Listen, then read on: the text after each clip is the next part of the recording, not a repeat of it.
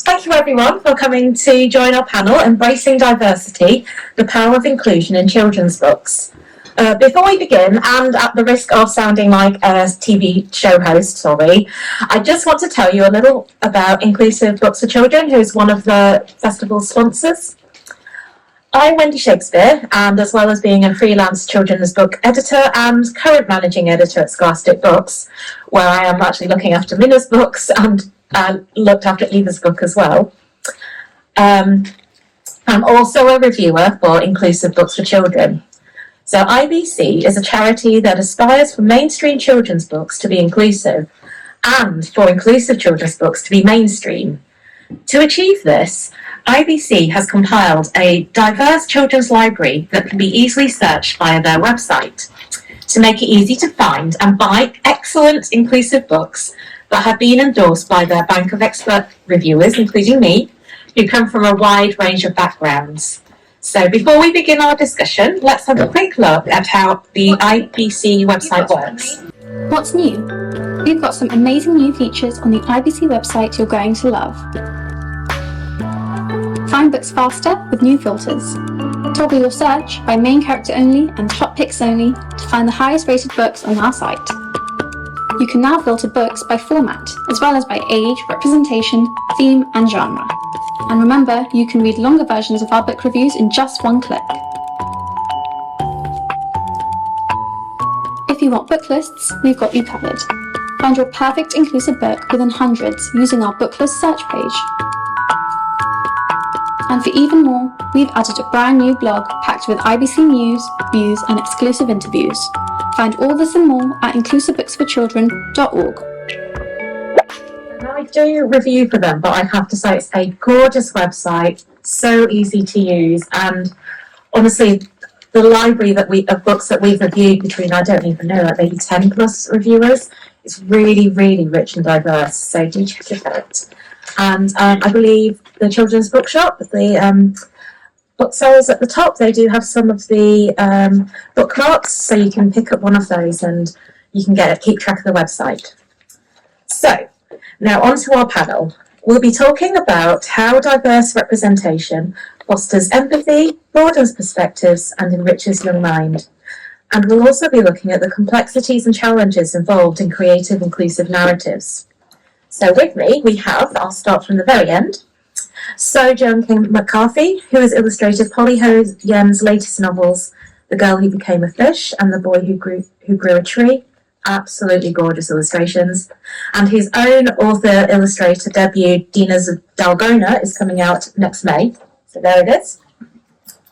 Next along, we have Nadia Mikail, whose debut novel, won the Waterstones Children's Book Prize in 2023. That's an incredible achievement. And it's just there, and it's called The Cats We Meet Along the Way. Then we have Camille Whitcher, whose Serene Luna and the Moon Rabbit, which she both wrote and illustrated, won the inaugural Stratford Salria Picture Book Prize in 2017. And of course, here with me, the inimitable Candy Gourlay. Because you are groundbreaking. You are award-winning. She's brilliant.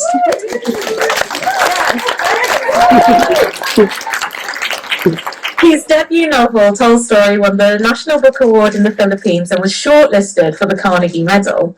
And indeed, her latest book, Wild Song, also won the National Children's Book Award in the Philippines. So, welcome to you all. So anyway, I'm going to start, and I feel quite strongly that we've moved beyond the conversation about whether we need diversity and about the importance of seeing ourselves in the books, because the answer is, of course, a resounding yes. But I wanted to start on the topic of diverse representation and the idea that it fosters empathy and broadens perspectives. So can you tell me how you feel your work has achieved this? Nadia, do you want to kick us off? Hello. Hi. I wasn't sure that was on. Yeah, I think it's been really interesting as someone who's only published the debut novel and who hasn't really, who didn't really know much about the industry before that. I think, the response I've gotten from especially younger readers for the book has been amazing, because people come to me. I come from a small town in Malaysia, and people from like kids from there, they come to me and they say things like, it's really cool that you've done this. I want to go into writing too. And I think it's really cool that they now get to think that and get to believe that for themselves, because I mean we used to have a few bookstores in town, and now they're kind of closing down, and it's not really a culture that's been encouraged. And I think it's really lovely. I think it's not exactly the kind of thing you first think of when you think of broadening perspectives, especially in somewhere like Britain. But I think that's the most unique thing, and that's the most important thing to me, that kids who come from my culture and from my town get to see that I've done this and get to think that they can do this too. I think that's the most important thing that I think has come from this. I think it's great that you're broadening, like the perspectives, not in the country you were published, but where you came from, and you're giving them opportunities. So that's the power of stories, that wherever you are and wherever it can be, if you can broaden anyone's mind, that's such an achievement. So Camille, what have you had with your book, and how it's been received? And I think, well, positively, that's what people say to my face. It is positive. I think the nicest thing is that it isn't specifically for, I mean, I guess the main character is essentially me, but other kids who aren't, say, mixed race or Japanese or anything like that can actually see themselves just in this nice adventure book with a big bunny in it. So it's not just about it being in its setting or its Asianness. And yeah, I think that's important to me anyway as well. And have you had similar as well, Sojung, with your illustrations? Yeah, actually, like I illustrated 2 of Polly Hoyen's books, and I was asked to the main characters in these books are kind of one is biracial, one comes from Asian family living in the UK, and my husband is from Ireland, so I have like 20 nieces and nephews in Ireland, and they're all Celtic white, and they all seem to connect with the Asian characters. They all decided for some reason that they are the main character in the book, so that's really nice.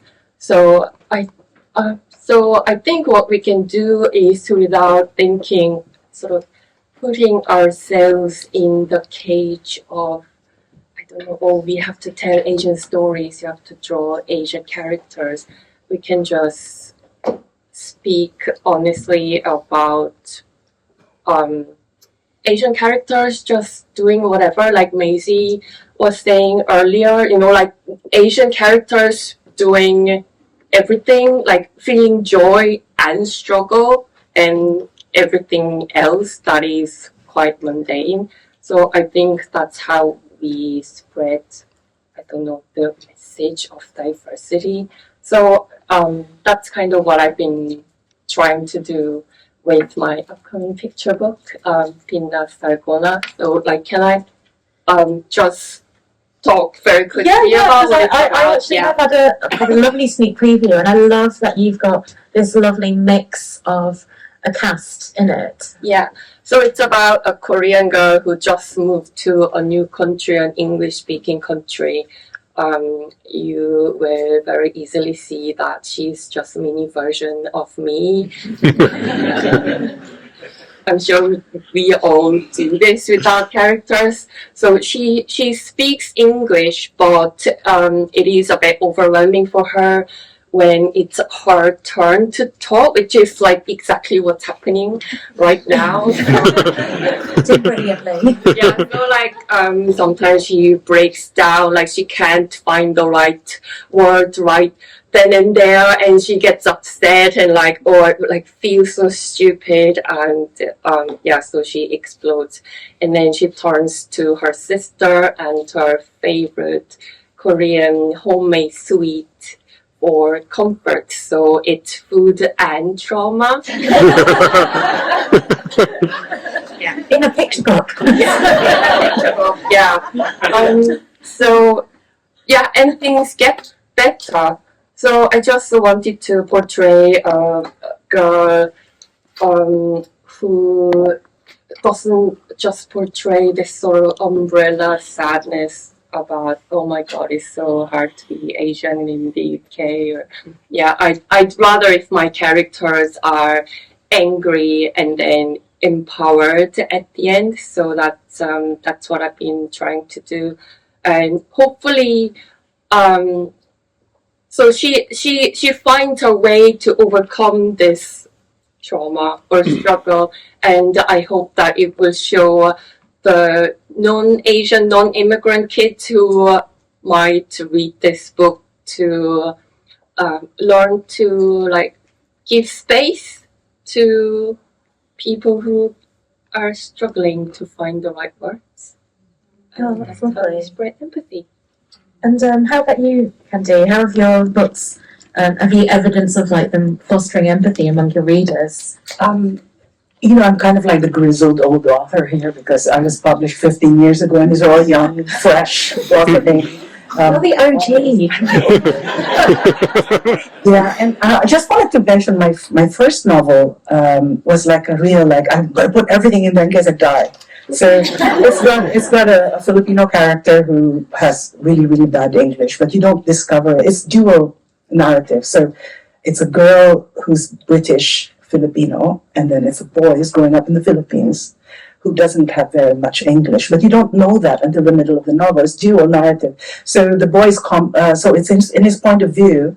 Basically, his chapters are in translation in English. So he sounds complex. He sounds like he's got really, really fully realized emotions. And it's only when he arrives in Heathrow and meets his long lost sister that you realize that he's got this thick Filipino accent that everyone's going to make fun of. And I just really wanted to represent the dynamic in my own household where I had a father who had a very thick accent and a mother had perfect English, and she won all the arguments. I just wanted to show that even if you're from somewhere else, you could have all the complex emotions, etc. And so that's why I have a dual narrative where one character only reveals his hand in the middle, only reveals his voice in the middle. And that was 15 years ago now. And because I grew up in the Philippines, I didn't grow up here, it was really important to me to market my books in the Philippines. And so I asked my publisher to separate out the rights for the Philippines. At the moment, if you sell U.S. rights in English, U.S. rights includes the Philippines because we used to be a colony of, and I don't know why it's still included. So I had to ask my publisher to do a special contract which removed those rights. And so we were able to sell the rights directly to a Philippine publisher. And I did all the marketing. I went to the Philippines. I talked to audiences. And guess what? Those audiences I visited, high school students, children in schools, I used to say whenever I went to speak to them, maybe someday we're all going to be we'll be sitting side by side in a bookstore, signing our books. You'll be an author. And I was like, yeah, we want to become authors. Guess what? It's happened. I have met children who were in that audience 15 years ago and they're authors. I've met at least two. I've met one in America. She's now a YA author. I've met several in the Philippines who have become authors. And that's how you broaden perspective. You cross opportunities. Yeah. And hopefully, like with Nadia, that's going to happen too, as well with Malaysia. I think it'll be inspiring. Looking forward to it.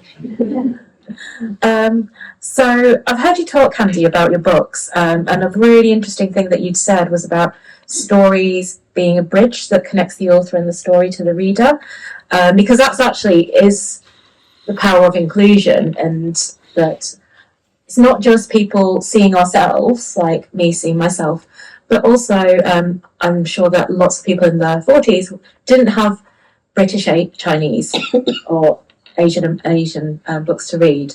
So I connected to, white authors through that bridge. So how could you talk to me a bit more about having that bridge? Because I found it interesting that that's what books can do, and they can broaden. And have they broadened it perspectives for you yourself? Initially, the bridge idea wasn't about the content of the book. I was an aspiring author.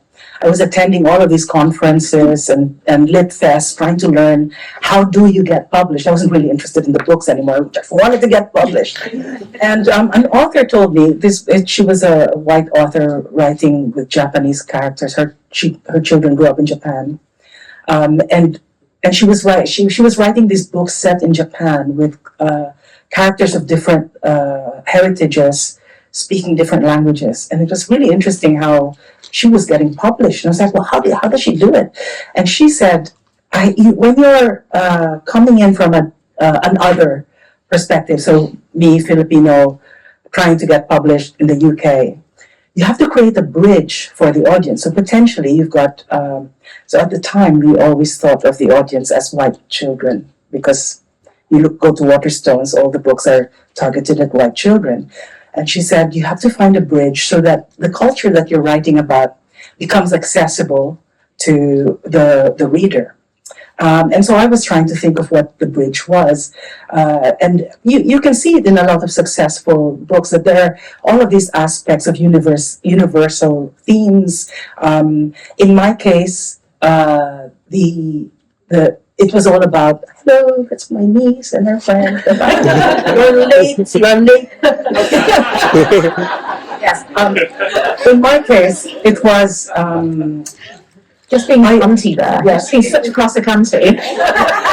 I realized that I actually have the bridge in my household, because my children are all mixed race, growing up under two cultures. And so I thought a character who is from this culture, British Filipino, who is observing a character from the Philippines, a Filipino character, and all her reactions will be the reaction of somebody who's meeting a Filipino for the first time. All the weird stuff about Filipinos that we do, we're very kind of, I'm not going to say anything. Anyway, so that was my bridge. It was the mixed race character reacting to, and that was, and then of course she realizes that this person is exactly like herself, blah blah blah, that kind of art. But so you're always searching for a bridge, and in fact that was what got me published back in 2010. Today there's it's a very different attitude. It's like they're looking for the other. They want to kind of represent the otherness of the character instead of the thing that brings you together. But I think the thing that brings you together is really what makes a reader fall in love with your book. And that thing is always, I feel like that thing is always in my book. I always find that, because that's my daily reality, is living in these two cultures. Oh, thank you. That's really interesting. I was just wondering, Nadia, when you were writing your book, was that something that you had to think about? I wouldn't say so. I think, like Camille said, I think the first book I just put a lot of myself into it, and it was just I put a lot of my heart and soul into it, and I sent it out there, and I wasn't really thinking about readers or creating a bridge. And it's interesting because it's something I've had to think about since, just being more exposed to the industry and the realities of publishing, and I suppose I'm still trying to figure that out now, because it's just something that I guess that I'm thinking about now, whether readers who don't come from my culture really resonate with it at all. And I'm kind of trying to find another path for it, because I come from Malaysia and my family and friends are all from Malaysia, and before we came here we didn't really know any white people or any British people or anyone who wasn't really Malaysian, because we lived in a very, sheltered and protected community, and I think it's still a question that I'm trying to figure out for myself, because I think it's really interesting when I know I'm not supposed to read reviews, and we should not be reading reviews, but the reviews that I have come across when they say things like, I never knew this about Malaysia. I have never heard of this food before, this language before, or this little bit of history before. And you start to think about it. Well, I have at least started to think about that, and when I write this time, it's when I write and I continue writing, it's going to be on my mind. How to keep creating that bridge for future readers, for other readers, just to I want to I want to tell them so much about our culture, our politics, our history in hopefully a way that they will identify with. And I think, like I said, it's still something I'm trying to figure out. So I'm still also I'm listening to Candy, and I'm listening to people who have much more experience than me still, I think. I think that's really interesting because that's just reminded me of how. So I'm really I work in children's books, so I'm really passionate about it and thinking that books are both windows and mirrors. And for so long, I've grown up, obviously, books are windows to me, and it's really brilliant that for I think all of your books have been both mirrors to the communities that you've represented, but also windows that everyone has got to learn a little bit more about the different cultures. And I was just thinking about that because obviously, Candy, you started working in a very different culture from where we are now, I think, because I remember, 15, 16 years ago, that's when I entered children's publishing. I just wanted to work with a British Chinese author, and I get to do that this year because I get to work with Macy's on Macy's book. So I get a British Chinese author to work with. But no, then we are in a culture though that seeks to promote own voices and authenticity. I was wondering, does it make it easier for you to write your own stories or to illustrate characters that reflect your cultural heritage? So basically, with the culture now, is it easier to be authentic and tell your own stories? And I'll let you free for all if who wants to answer first. We don't start that way. We don't start by saying, I want to represent the Philippines, so I'll make a list of all of the cultural things that I want. I start with a story, with characters, and it's not built around the culture. And it's just the fact that I happen to be Filipino that it gets into the story, that's my normal, that my default is being Filipino, and so my characters tend to be Filipino. So I don't think we set out to represent. The representation only turns up if we're writing authentically. Yeah, that's the same for illustrating. So a lot of illustrators, regardless of background or whatever, tend to make characters kind of reflecting ourselves. We draw ourselves first, which is probably why I don't really draw many boys. Like, they're mostly girls with dark hair and fringes, possibly glasses. But yeah, so that's, I guess we start naturally with the character, with ourselves, because that's what we know. We don't intentionally think, right, I'm going to write about or draw a red-headed Scottish girl, boy, or, I don't know. It would be odd. And I think for illustration, sometimes we do have to specifically think, if we're illustrating a book or something else, we have to think, right, we can't just draw ourselves constantly. We can't be like a gang of me. So I have to, that would be a different kind of book. But yeah, you have to think, right, okay, so I want a nice mix, but then, I don't know, first of all, you don't think that, do you? No.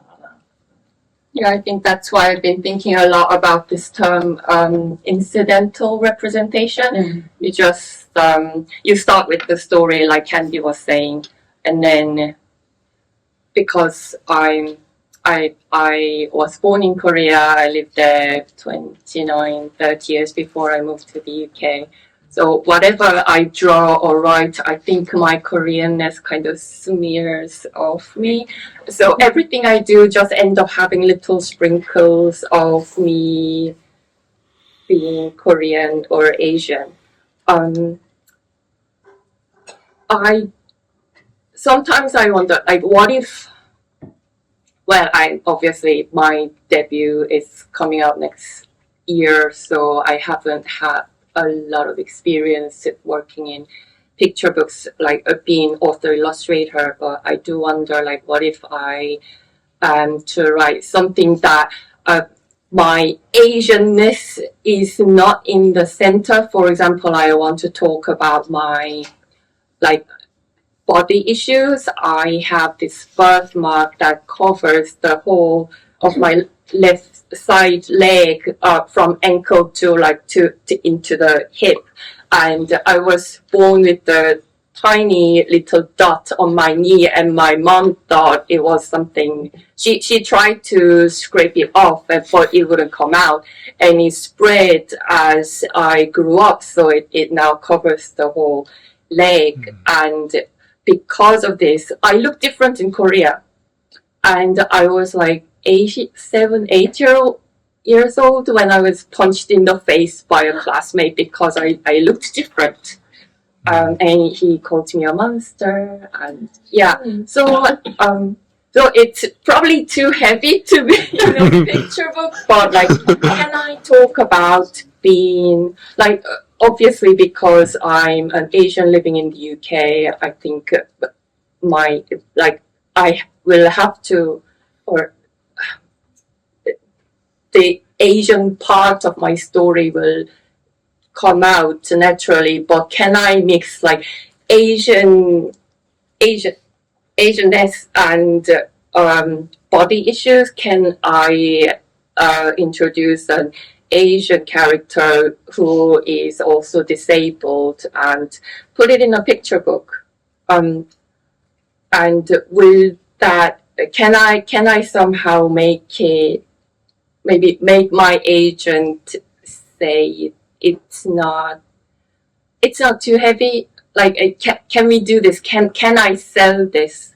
I think that's the question that's always on the back of my mind, because when I moved to the UK and tried to break into publishing, like illustrating and writing picture books, I spent maybe like 8-9 years of being aspiring author illustrator without being let in the door.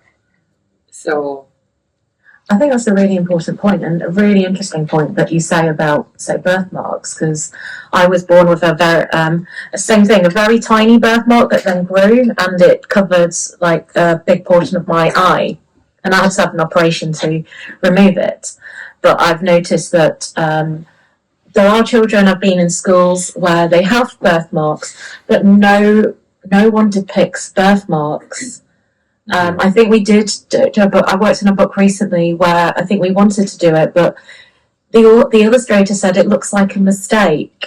That was really hard for me to hear, because it's like, am I a mistake? Well, I don't know. That's a different question. But no, it's interesting. And you were saying actually it'd be quite good to have that intersectionality in what we do. Can I say something about intersectionality? Oh God, yes, please. One of the things I learned because I've written 3 historical books now, and one of the things, it's all very well talking about representing your culture, blah blah blah, but in all stories there are intersections. There are lots of other people in the story. So in my historical novels, which are set in the colonial era in the Philippines and in the United States, I had to actually study the other side. So I had to kind of figure out the United States. So why were they like that in 1904 when the World Fair, the setting of my books, the World Fair of St. Louis in 1904, where they exhibited Filipinos in a kind of human zoo. And I was like, why did they do that? So I had to kind of really understand what, were they like, was everybody bad in the United States? That kind of thing. And I discovered that the United States was the progressive era in the United States. People were trying to be good. They were talking about feminism. They were the rights of animals. They were creating nature reserves. So why were they doing that? And that was a really fascinating question that sent me down a very, very deep hole. And I think one of the things about representation is you can't just do it in isolation. You can't represent yourself and then pretend that your character lives in a world without other people. You have to understand the rest of the world that your character lives in. And it's interesting. It's like a real exercise in empathy. Yeah, so you've got to go through the exercises of empathy and broadening perspectives in order for your books to then do the same. Yeah. Has anyone else felt that in like going through and just having to learn new things to? So again, essentially, how from writing your books and illustrating, you broadened your own perspective. Anyone? so yeah, Nadia. I was just gonna say that I have not, because I've only written one, but I would love to one day write a story about colonial Malaya, which is what Malaysia used to be known to the British as. Just because, it's, you think about it, but it's, like Candy said, it's not that far off. I think a lot of us tried, well, maybe we want to think of it as a whole other time where there are whole other people, but these things that happen to our culture and our people, like our grandmothers and great grandmothers and grandparents, they suffered through it, and those effects still are carried down with us today to our parents and to us. So I think it's something that I definitely want to look into, the historical context of Malaysia and its colonial time, and kind of in that way, I suppose, broaden the perspectives of people who may not have had a chance to really think about it at all, and how close it was to. Because it was their, and I'm here in this country, but it was their grandparents and great grandparents too who had come over and have done a lot of things to us. So I think it's just something that I would like to interrogate a lot further. I have not yet, but I agree with Candy. It's just something that I think it's quite complex as well with the history of empire, which I think is actually really interesting in children's books, that they are now starting to address it. Because I think, I forgot his name. I can't remember. But there's been some really good books, like at least I've seen from Puffin and other publishers coming out talking about what has been happening in empire. And I was actually appalled because it wasn't until I went to America that I understood the British Opium War and why the Chinese were sort of stereotyped as being opium eaters and all of that. And it was all, no, so British fault, but that's a very complex issue. Don't quote me on that. I'm not an academic. Colonialism, I think, ties a lot of cultures. Like, that's how I bonded with my Irish husband.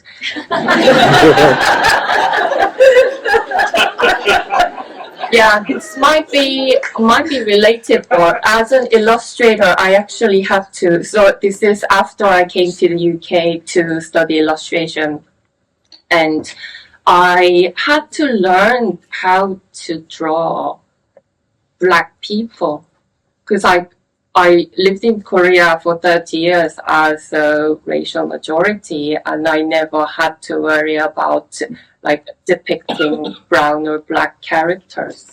If I was to stay in Korea and illustrate books over there, I might not have had to think about how Black bodies work, or like how to represent Black skins, or like a lot of things I haven't like intimately like had a chance to observe, which is kind of, if you think about it, it's really embarrassing that I didn't have to think about those things. And then like one day I thought, oh, I don't have any Black or brown characters in my portfolio, and like I have to study this. I should be able to represent all different children in like all size and color, in order to, because I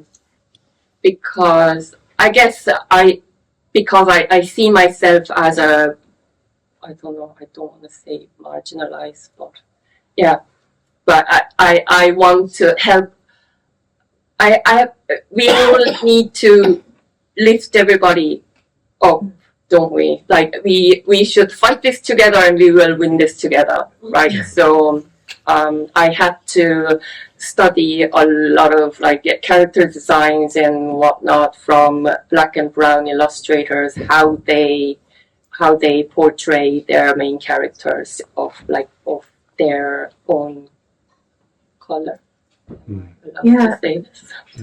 I think that's really interesting because I was thinking about, because obviously we write diverse stories, and just because you are not of the mainstream culture doesn't mean that it comes easy to be completely inclusive. So I was just wondering if anyone else in the panel, because that for me was like, it's one of the challenges and complexities of creating inclusive narratives, whether they be storytelling or visual narratives. I was wondering if anyone else on the panel had any thoughts on that, on the challenges and complexities of creating those inclusive stories. I don't know if I'm answering the question really, but I think the answer is by having diverse creators, like not just necessarily having, I mean, obviously, to illustrate all different kinds of characters, but also to have illustrators and writers that are themselves diverse, I think, rather is important, and not just perhaps using the same set of illustrators and writers, but then asking them to diversify their characters, if that makes sense. Yeah. But not necessarily in a box ticking kind of exercise like in the previous panel. Mina was talking about she was asked to do an IP because she's Japanese and they wanted a Japanese writer, and they didn't seem to be bothered about what writing she did, but just her being Japanese. But I don't know, I think a lot of people have stories in themselves, characters that they want to portray, if it's themselves or people they know. I think that's quite important. There's a lot of people who think, well, there's not, I don't know if a lot of people think, but it seems to be that at the beginning, when we were all trying to be more diverse, that's like 8 years ago, they thought that maybe just to have different colored characters in the picture, just have a brown kid there, have a yellow looking kid there, and that's it. And then they would have characters who sounded exactly alike, but who happened to be of different races. And that's not how you create character. The best characters are the ones who are who have lots of fullness to who they are, what they do. They don't just happen to be a color. Exactly. And that's where it's not just about using a different color crayon or anything like that. And that's why a person of a diverse background would be better at representing. And can I just also, or writers over here, don't neglect people of mixed heritages. I have children of mixed heritage, and they're kind of like told that they're not really this one, and they're not really Filipino enough, they're not really English enough, or they're told, oh, you're not English, you're Filipino, when they have every right to both heritages. And I just feel like we're not representing them enough, because they have a really exciting kind of background. They have a very, very different take on the world, and there isn't enough writing that goes on that tries to represent these kids. Actually, I think that is true, because in terms of dual heritage, both my parents are Chinese, but I was thinking about this the other day, where it's like I'm dual heritage because I've got my Chinese background, but I'm also Catholic, so I didn't do Chinese New Year in the same way, but I did go to Easter Mass and Christmas Mass for sure. So I'm really British in one way, but also quite Chinese in another way. So, and like Maisie, I had lots of internalized racism. And actually, I don't think there's that many. Are there any books that look at that kind of aspect of when you're in two cultures and you're trying to marry them up? Are there any books like that? Someone write one, please. Yeah. It's coming. It's coming. Yeah. So Louis Six's book actually, yes, does explore that, and but yeah, it's. As I was saying that, I was like, oh, we need more of those. But I think there's various kinds of dual culture, dual heritage. So for me, I am half white English, half Japanese, and so yes, there's the whole otherness of not belonging to either, but having aspects of both and being both. And then there's, of course, as you were saying, like you have, It's again, a different way. a mix, but it's in a different way, but in a very similar way as well. So, It must be really hard to represent in illustration. well, it is really. Yeah, actually, the main character in this book, he's half British white, half Asian. And when my first draft of the character design, I was told that he doesn't look Asian enough. That's what I was wondering. Yeah, but I was thinking like he could be like in anywhere between the on the spectrum. So like, yeah, what do you want me to do? Like, Let him carry a dragon.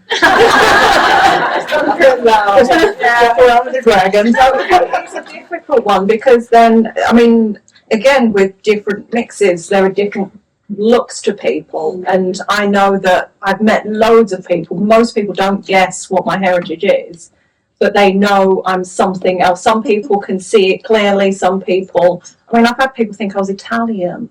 I mean, It's not that bad. I'm just joking. I'm not saying it's a bad thing, but it's really off the mark. Yeah.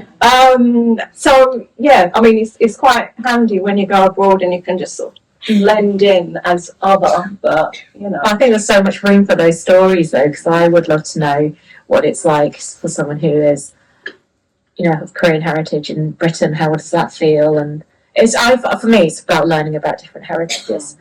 So I just had, there is one thing that I wanted to just touch on, then I will go to questions. I'm sorry, because this is it's an interesting question for me, which is about authenticity and writing authentically, but also trying not to write a stereotype. Because I find that a struggle, because my mother doesn't speak broken English. She speaks English, but it's more like a transliteration of Chinese, where verb endings aren't the same. So, and she doesn't, and in Chinese, there's no he or she. So, you know, it will be no for everything rather than he knows, it's he know.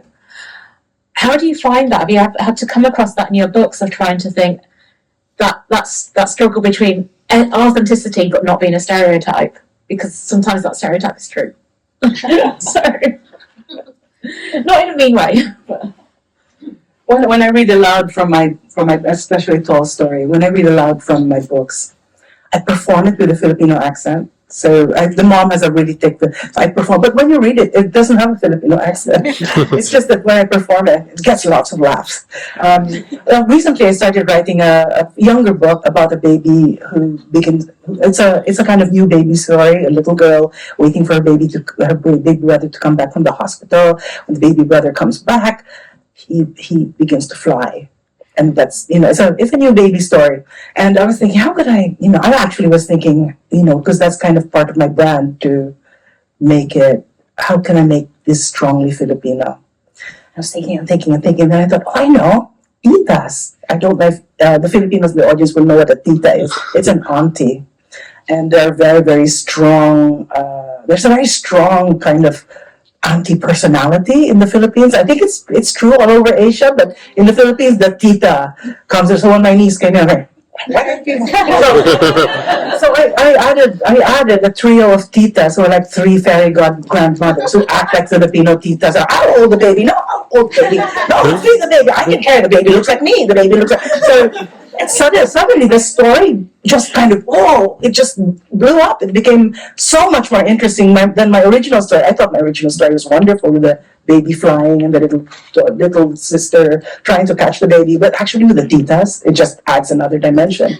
And so don't be afraid, writers in the audience, to put something that's really you in the story. So, I can see that, can we have a little bit more time because we started late, if that's okay? So 15 minutes, if that's okay. We've got 15 minutes for questions. So are there any questions in the audience? Lady over there, yes? Is it a coincidence that this entire panel are made out of women? Are women capable of telling children's stories? Male representation. So that question was, is it a coincidence that the panel is made up of women? Is it because women are more capable of telling stories? Oh, that can't be true. That can't be. I think that the majority of people in children's books tend to be women. Yeah. Yeah, I'll concur. It's Most illustrators. a lot of Partly men because we don't earn any money and men men are smarter than us. I'd like to say, when in 2000, I got told if I wanted to go into publishing, I should get myself a rich husband, because that's the only way I'll be able to sustain a career in publishing.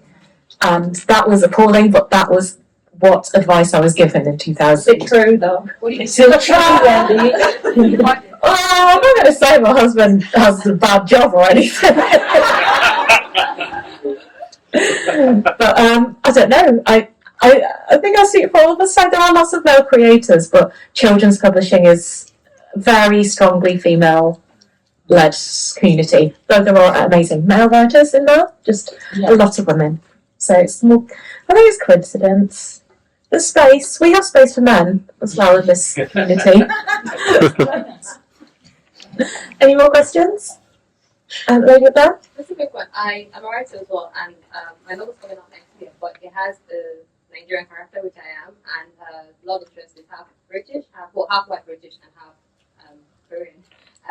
But I had this whole thing where I asked for an authenticity reader, and I got told it was great to do that. And then I had questions I asked. One of the silly comments I made was, "Oh yeah, but look at these about him, but not necessarily about his mixed heritage from the point of view of his mom raised him single white mom, so he doesn't have all these extra characteristics of Korea." And the authenticity reader rightfully came back and said, "No, that's silly." And luckily, she was also mixed, so she came back and said, even if his dad's not there, his mom might still pull in all these Korean culture things, or maybe try and help him grow. Which obviously I hadn't even thought of that. And it was an amazing, eye-opening experience. And I just wondered, what are your views on authenticity readers in just general? So I won't repeat the whole thing. Sorry. But what are your views on authenticity readers in general?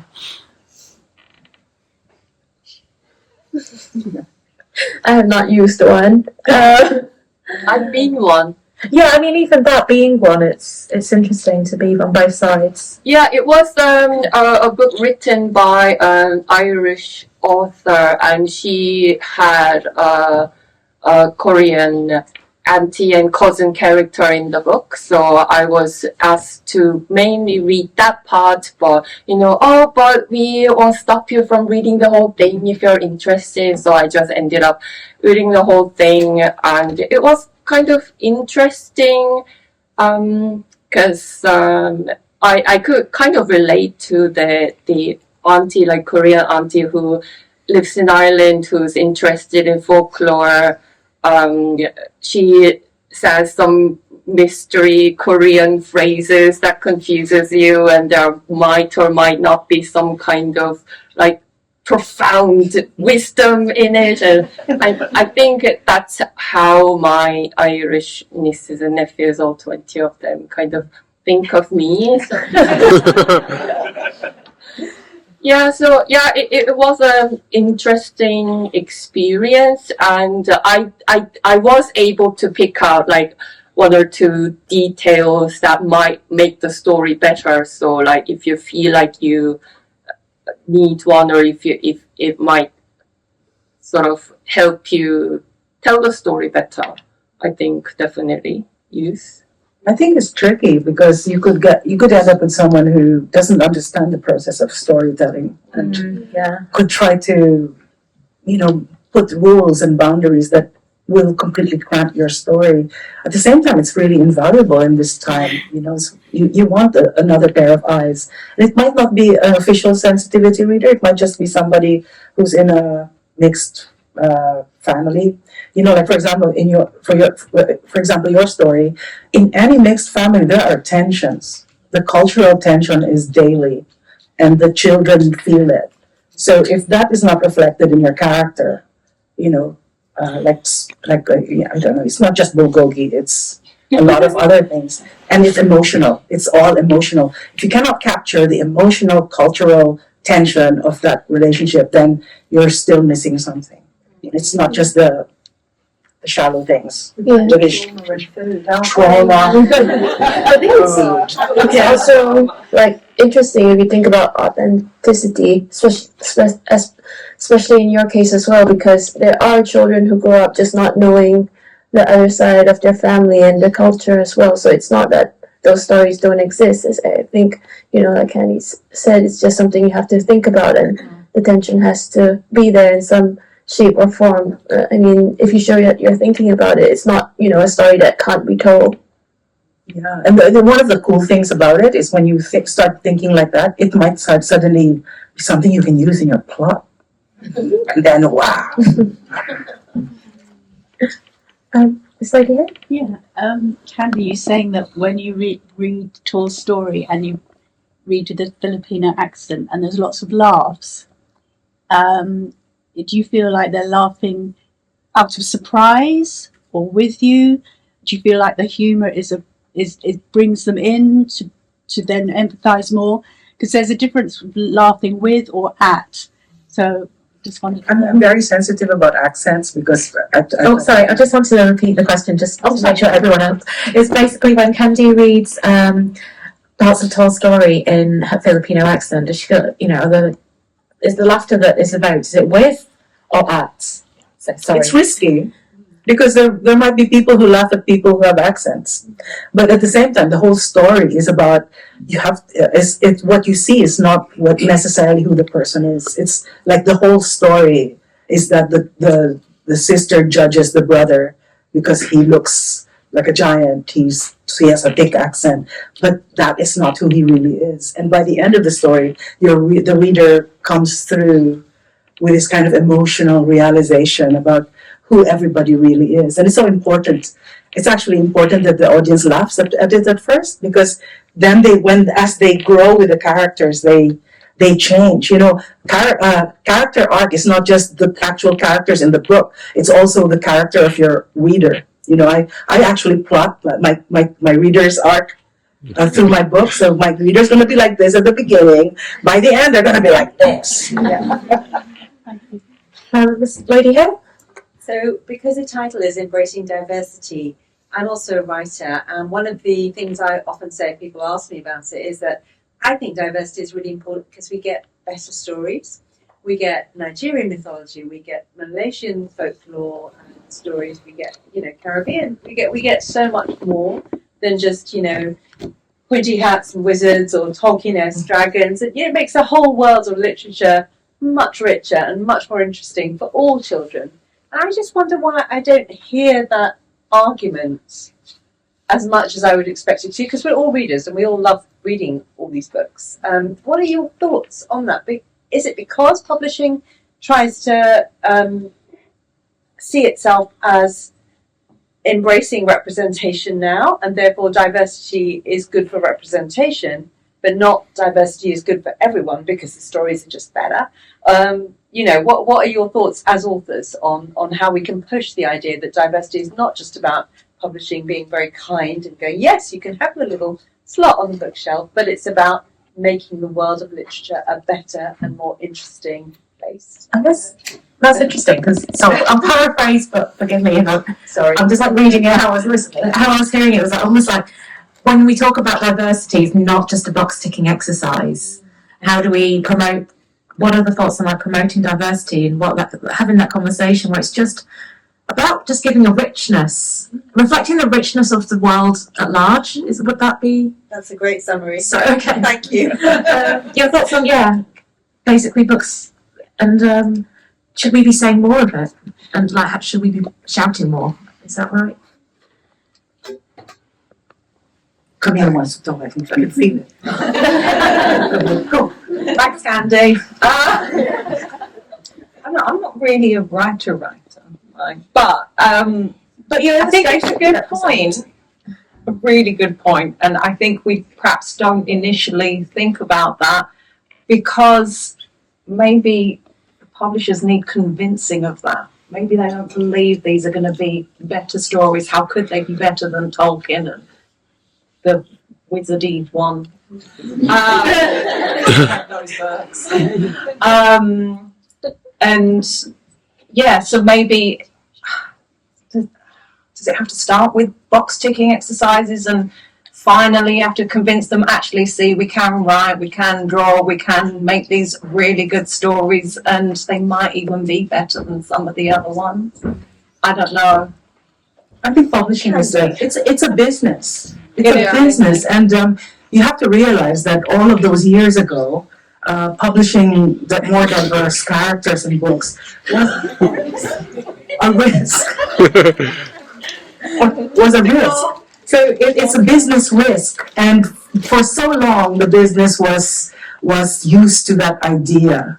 And now they're changing. They really are changing. There's so much publishing going on. It's so much better. It is better. And also, if you meet any editors and publishers, they all say the right things. So they're on board.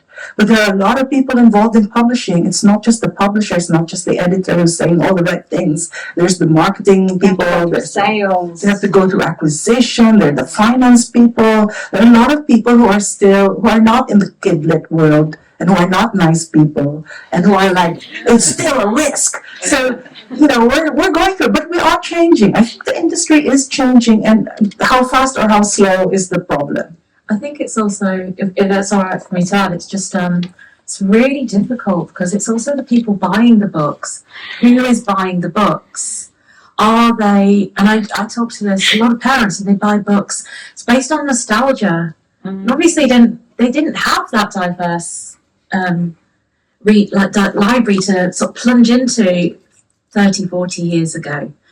But there's also that, diverse readers also might not access the normal outlets where you get books. It's about So for example, I interviewed a Black publisher once, and she said when she started publishing, she discovered that a lot of Black families it's not a safe space for them to go to Waterstones and so she brought her books to places like shoe conventions and hair conventions and the local market, and she sold tons. She was a very successful publisher. So there is that, what is the safe space for the reader? And at the moment, maybe the booksellers are not yet completely open to, apart from our bookseller, the Children's Bookshop. I visited them one day, and it was filled with people of color buying books. And, how did you do that? And she said, oh, it's just lunchtime. Yeah, it's really hard, and it's just bringing those people in. And actually, I do know that some publishers at least, are trying harder to work with people in those spaces to what they call like non-standard retail outlets, not your usual Waterstones. And your other problem is money, and you've got supermarkets. They're vying for that money as well. And the supermarkets are going to bank on your big names. They're not going to bank on this possible book that's a game changer. They want, it's money. And it's just about basically all we can do is just keep talking to each other and educating each other. And it goes back to what Maisie was saying about that sense of community. It's, don't let the corporates lead you. Have that kind of conversations. And I think, and as Sojung was saying, we work together, pull each other up, and we can bring just whoever's going up, bring each other together. So on that note, we're going to end this panel. But thank you so much for the